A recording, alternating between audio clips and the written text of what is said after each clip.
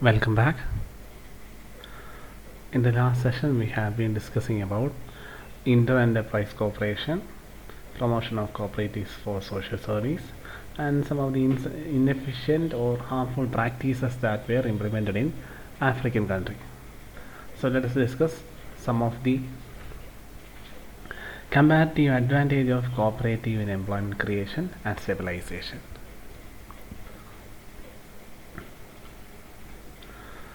Comparative advantage of cooperative in employment creation and stabilization. In this area, we will discuss about how a cooperative that are concentrated in different areas join together so as to enjoy many benefits because of their team up. There will be different cooperatives that may be working in an area and they all join together. So what are the advantages with regard to working together? That will be the points which will be discussed in this heading. So comparative advantage of cooperative in employment creation and stabilization. How it helps in promoting employment activities, or how it is provide various employment opportunities, how they were able to work stable. First one, economies of scale. We have learned about the term economies of scale. When one or more cooperatives join together, definitely they will have the benefit of economies of scale. We all know the term economies of scale. So when the cooperatives join together, their capital will mobilize, their area of operation will increase, their share will increase, their purchases will be more, their marketing activities and operation will be high. So when cooperatives join together, though when they combine together and work together, these societies will become more stable rather than working as an independent unit. So by joining together, they are enjoying the economies of scale. Next one, economies of scope.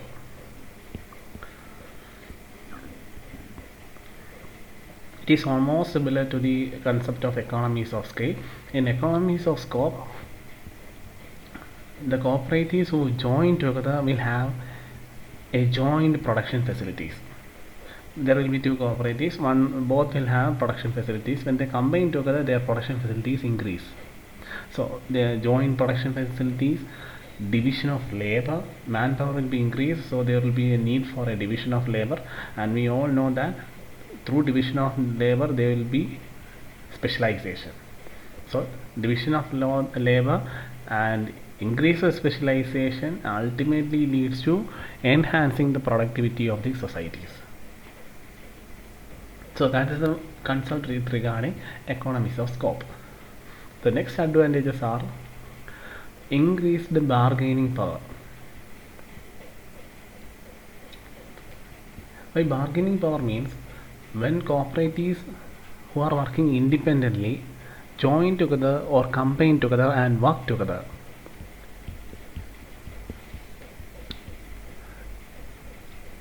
their member capacity will be increased, their requirements will be increased, and thereby increasing their bargaining power.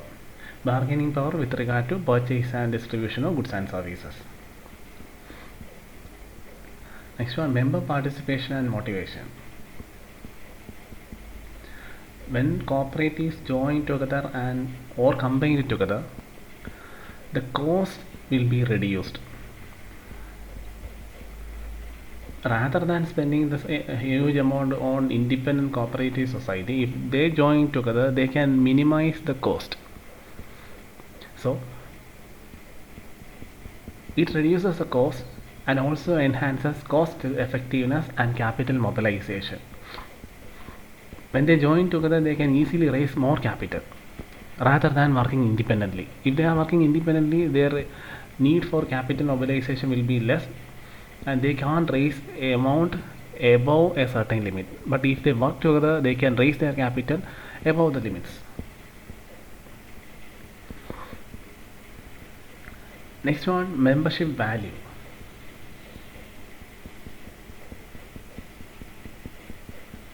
When the societies or cooperatives combine together,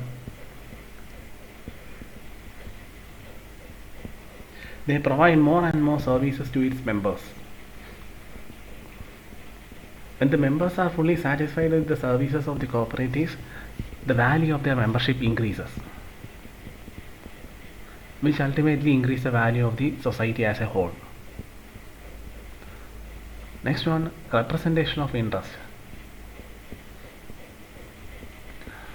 As I have mentioned earlier, we are discussing about the advantages because of the societies who are working together.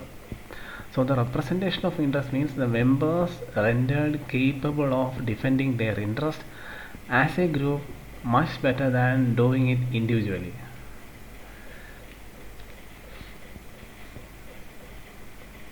Earlier there were different societies and there will be members in two different societies, and the members will have their interests and someone will be representing their demand for the interest groups. But when the societies join together, the membership strength is increased. So whoever represents the interest of the strength group will have more defending power rather than doing it individually. Next one, stability.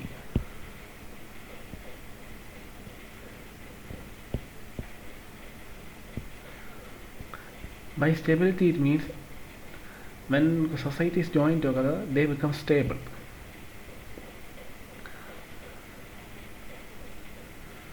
So when the society's operation becomes stable, they have the ability to face more risk. So the risk sharing among the members make the society more stable than individual enterprises. So it is always better to stand together rather than working independently. Next one, innovation. When societies join together, the members of different societies are getting an opportunity to learn from each other. By learning from others, members innovate jointly, which will ultimately increases the efficiency and effectiveness of society as a whole. That's why there is a need for societies to join together or work together. Next one, protection with less burden.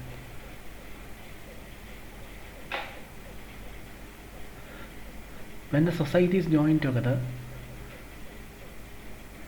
small scale producers obtain legal protection and limited economic liability.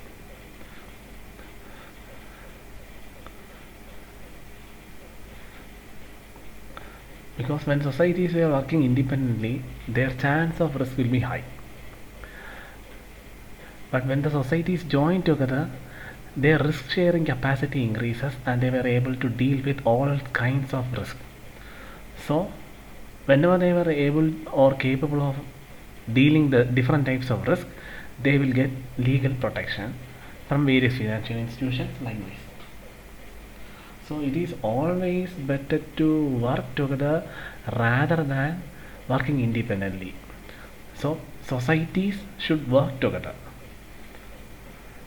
Then only they can enjoy all these merits or economies of scale or economies of scope. So these are the advantages with regard to the all societies or cooperatives who are working together as a team. Next we will be discussing about an important cooperative sector that was working in Africa, which is known as cocoa cooperatives in Sierra Leone.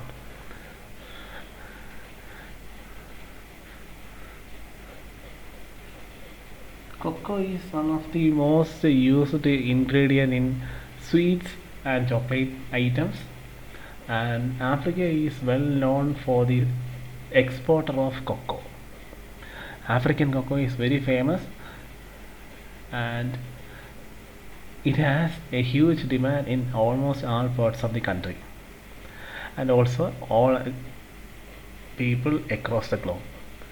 So what is the condition of cocoa cooperatives in Sierra Leone? In Africa, Sierra Leone is a place where cocoa is being produced massively, and it is famous for the same product. So with regard to cooperatives of cocoa cooperatives in Africa, farmers of 3 districts such as Heluhan, Kenema and Kono, these are 3 districts in Africa. The farmers of these 3 districts had formed 3 independent cooperatives. That is, one cooperative in Kailahan, one in Kenema and one in Kono. And they joined together and formed a cocoa exporting company called Kai Guarma. It is a famous concern that basically concentrate on export of cocoa all around the world, because African cocoa is very famous and very demanding. The main activity of these cooperatives, they pool or they collect cocoa beans from local farmers or its members and export them to different parts of the world. Since they were working very efficiently, they were able to compete with large companies in the same industries. These cooperatives have nearly around 13,000 members join together and compete at international market level, because African cocoa is of great demand and it is one of the superior quality cocoa across the globe. And we have mentioned earlier, there are 3 districts and the different cooperatives, 3 independent cooperatives are started in these 3 districts, and they are joined together and started a Koigi Guarma exporting company.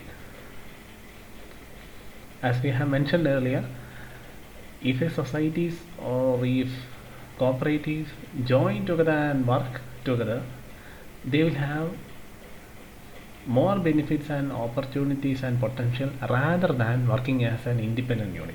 So the same technique has been implemented in cocoa cooperative in Sierra Leone. These 3 independent cooperatives join together and form a cocoa export company.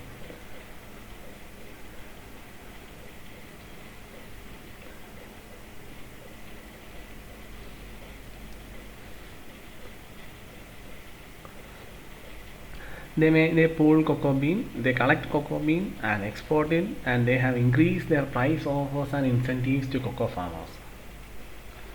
That is the main reason for the success of cocoa cooperatives in Africa. They provide many price offers, many offers to the farmers. They provide additional incentives to the cocoa farmers, so as to motivate farmers to produce and earn more. By seeing that, they also offer advanced loans, shelter material, transport facilities also. Usually the farmers are poor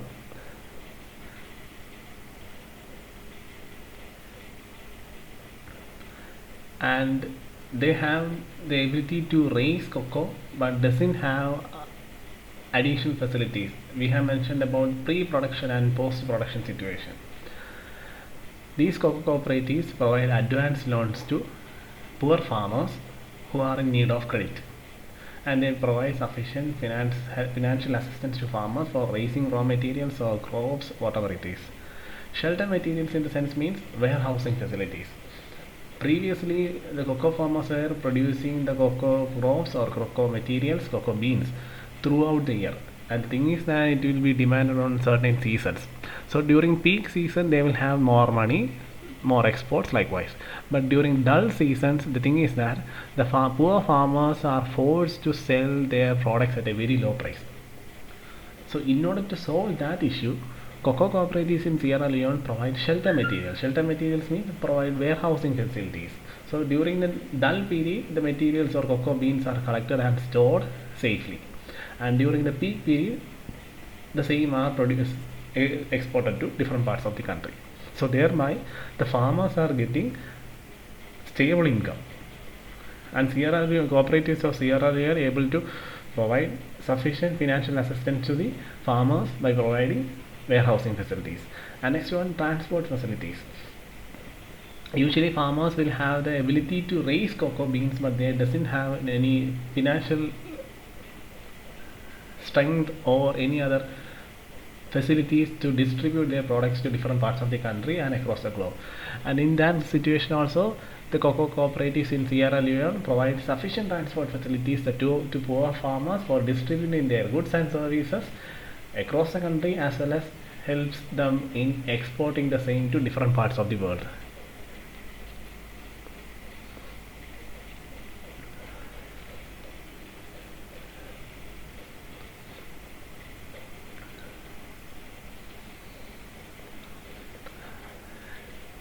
We have been discussing about the success and working of the cocoa cooperative export company, but the thing is that in the initial stages, before the introduction of these cooperatives or a cocoa exporting company, the cocoa farmers in Sierra Leone were facing many issues.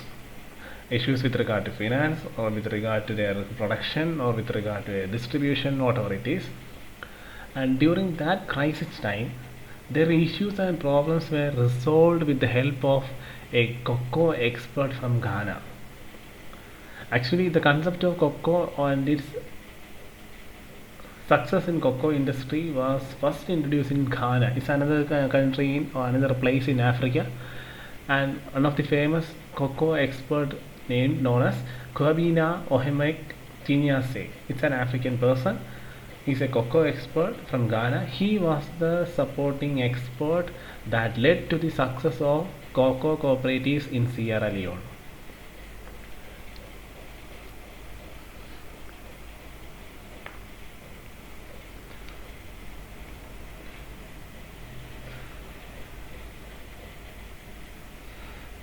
He is the person that provided all the support and assistance to the farmers in Sierra Leone. He provided assistance by providing financial assistance and providing guidance in introducing various techniques of cultivation and farming. And he had taught the farmers of Sierra Leone to produce high quality beans that are now having a great demand all across the country as well as all across the globe.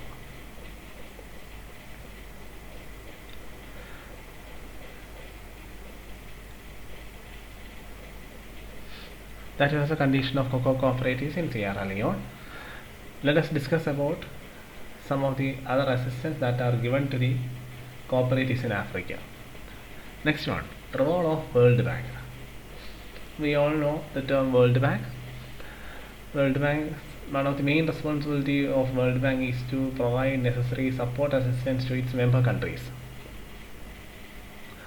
So as we have discussed earlier, one of the main issue in Africa is civil war. In almost all countries has gone through various kinds of issues and civil war. Until 1991, the outbreak of civil war, cocoa remained the top export item for Sierra Leone. The World Bank made a diagnostic integration study in Sierra Leone and accordingly advised the government to focus mainly on cocoa production.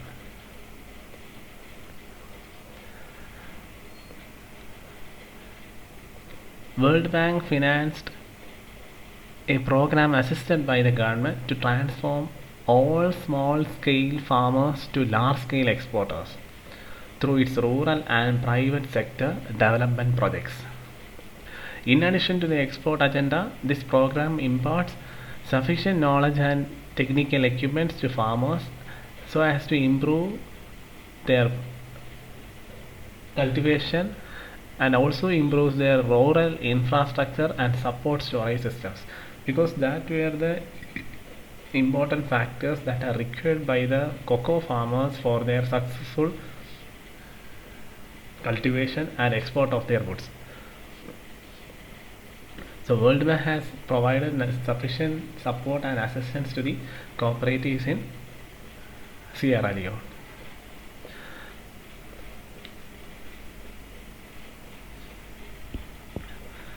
We will discuss about